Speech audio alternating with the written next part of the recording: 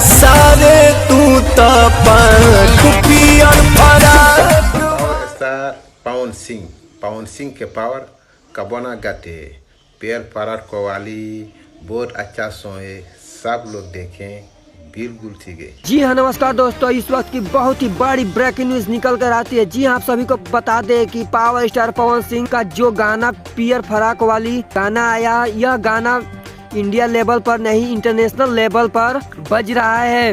तो दोस्तों आपको बता दें कि आपने जो शुरू में क्लिप देखे होंगे जिसमें एक व्यक्ति वेस्ट इंडीज का लग रहा है पावर स्टार पवन सिंह के नए गाने को लेकर बोल रहा है। पावर स्टार पवन सिंह पियर फराक वाली नाम ले रहा है, जो कि अपने power star Pawan Singh world में छाए हुए हैं। देशों विदेश में गाना बज रहा है पावर स्टार पवन सिंह का, और उनका गाना पूरे दुनिया में बजाया जा रहा है।